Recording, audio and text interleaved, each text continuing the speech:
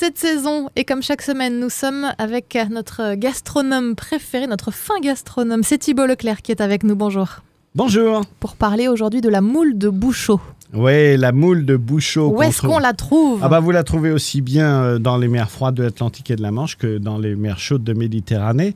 Ça existait déjà du temps des Romains. Et puis au XIIIe siècle, il y a un Irlandais, Patrick Welton, qui repère que les piquets qu'on utilisait pour tendre des filets pour attraper les oiseaux croulaient sous le poids des moules qui venaient s'y accrocher. Donc il s'est dit...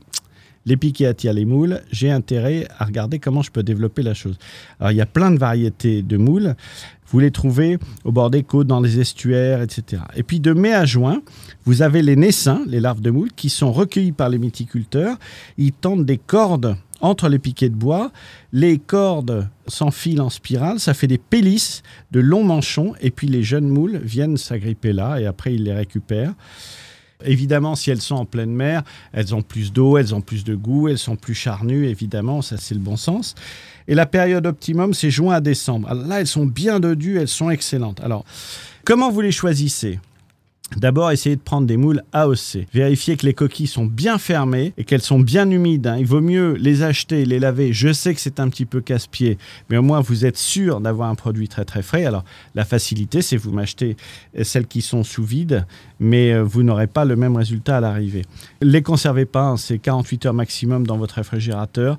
Comment vous les cuisinez ? Bon, d'abord, prévoyez à peu près 500 grammes de moules par personne. Si les gens adorent les moules, vous n'hésitez pas à en prendre 1 kilo, évidemment. Vous pouvez les manger crus. Ça se fait, ça. Ouais, avec un filet de citron ou des sauces à l'échalote. Vous savez, de temps en temps, sur les plateaux de fruits de mer, on a des belles grosses moules comme ça qui sont servies crues.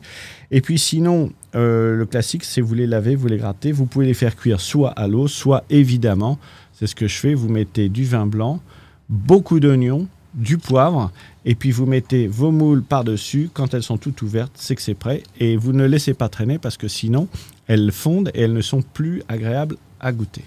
On sait tout sur cette moule de Bouchot. Merci beaucoup Thibault Leclerc. La semaine prochaine, nous nous intéresserons aux haricots verts. On changera de terroir. Justement, cette chronique est à retrouver sur le www.terroirdechef.com. Merci beaucoup. À la semaine prochaine.